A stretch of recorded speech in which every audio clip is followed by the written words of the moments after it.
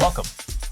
The Q1 Max, the Q1 Pro, and the Q, what's the difference? Well, first of all, connectivity. The Q1 Max comes with 3 connection options. You've got wired, you've got Bluetooth, and you've also got the 2.4 gigahertz receiver. The Q1 Pro comes with 1 less, just Bluetooth and wired, and the Q only has a wired option for connectivity. So that's a big difference right off the bat. The second is the switch types. The Q1 Max ships out with Keychron Jupiter switches, which is a collaboration between Keychron and Keychron, and they've made a very nice switch with a nice diffused LED backlight, and it's got some springs in there. What else? Oh, molded nylon. However, they've only got 3 variants, red, brown, and banana. This one's the brown.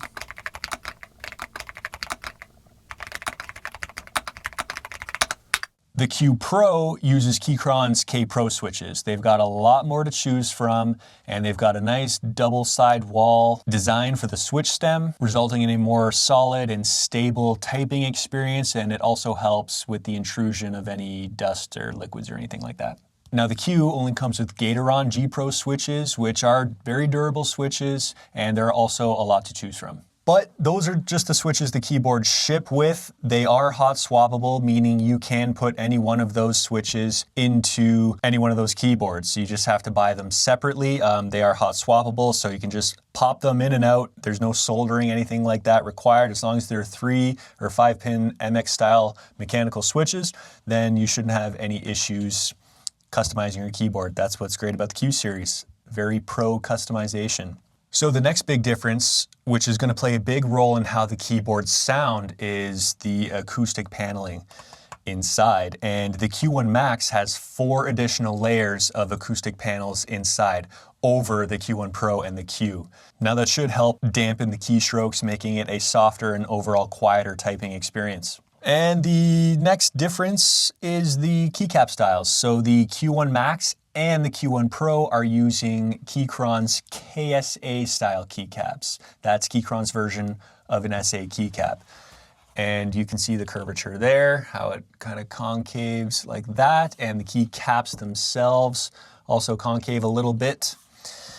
And the Q has OSA style keycaps, which maintains a more uniform design across rows with slightly angled keycaps. Well, those are the major differences between the Q1 Max, Pro, and the Q. If you did feel you got some good information there, let me know. If you have any more questions, put them down in the comments. And now I'll just get into the Q1 Max here. This is the one I have in front of me. We'll do a little sound test, but you're gonna need a wrist rest, or you might need a wrist rest. I definitely do, because these keyboards quite high off the table. All right, let's have a listen.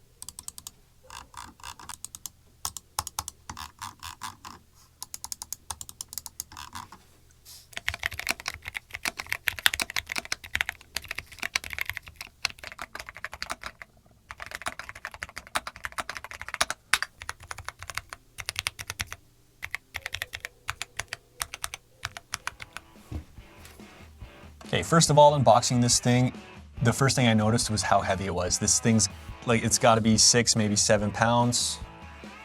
Let's check. Correction, just under 4 pounds. I'm weaker than I thought, but included in the box are a bunch of stuff. You've got the keyboard itself, you've got the C to C cable with an A to C adapter, with an extension adapter. You've got the Type A 2.4 gigahertz receiver, which says Keychron on it, which is nice to tell which one's which. And you've got the keycap and the switch puller. You've got a screwdriver, a hex key.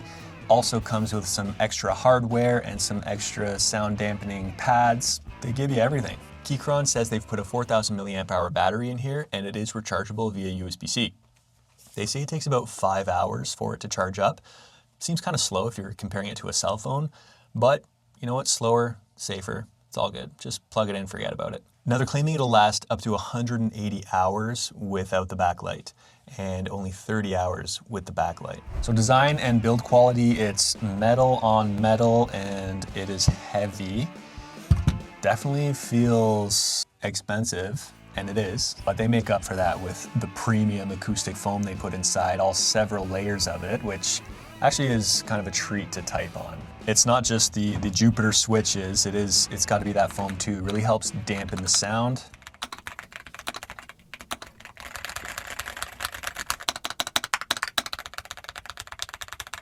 Switches and keycaps, as I mentioned before, they are the Gateron Jupiter switches, which were designed in collaboration with Gateron and Keychron, and they came up with a nice switch here, which has a nice LED diffused backlight. Yeah, I think I mentioned that earlier, so I will say they're the Gateron Jupiter switches, and this is the brown variant I got in here.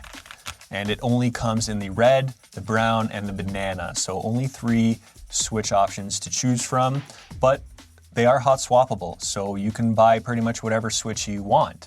You've got Kale, you've got Cherry, you've got Gateron, you've got Panda, etc. As long as they've got the same pin style, 3 or 5 pin MX style mechanical switches, then you can hot swap it, which is great because you don't have to do any soldering or anything like that. Now it is a south-facing backlight with 22 RGB settings you can further customize in the Keychron software, which is pretty cool. You can dial in the brightness, the speed patterns, and everything. If you're into that, it's awesome. The keycaps, my favorite so far. They're double shot PBT, so they're high quality premium keycaps, gonna last a long time, and they don't collect oils, so it's not gonna leave that shine on your keycaps that can make a keyboard look very unpleasant. Really nice. They're not shine-through keycaps, so you won't see through the letters themselves. They are KSA-style keycaps, so that's the shape of the keycap. They're kind of concaved, and that's Keychron's version of the SA keycap. And the F and the J guiding keys are more concaved than the rest. And they have a raised little dot here, opposed to the traditional style bar. That's all right. Connectivity and performance, Mac, Windows, Linux, it all works. As I mentioned, with the Max, you've got the 3 connection types, Bluetooth, wired, and 2.4 gigahertz receiver, and it's got a 1000 hertz polling rate. Now that's really quick. To get that polling rate, the 1000 hertz, you have to use the wired connection or the 2.4 gigahertz receiver. If you use Bluetooth, you're gonna be limited to 90 hertz polling rate. So polling rate is how many times information is sending, how do I say this? It's a frequency in which how many times per second your keyboard is sending information to computer. So this has got 1000 times polling rate. It's sending information 1000 times per second to your computer. So you can smash a bunch of keys at once, N key rollover, N key RO, and it'll register all of them. So if you want to use your Keychron Q1 Max to the max, then I suggest you stick with the wired or 2.4 gigahertz receiver option if you're into gaming or anything like that. So Keychron has its own launcher app, which is really cool. It's very easy to get to. You just go to the website. It's launcher.keychron.com/#/keymap. And I'll include the Keychron instructions and everything on how to customize your computer on that web application. Did I say computer? Customize your keyboard on the web application. Anyway, go down in the description, check it out. I've also got the products links down there. If you want to support the channel, use the link. No extra cost to you, helps me out a little bit, which I put right back into the channel. Anyway, I think that's it. Later.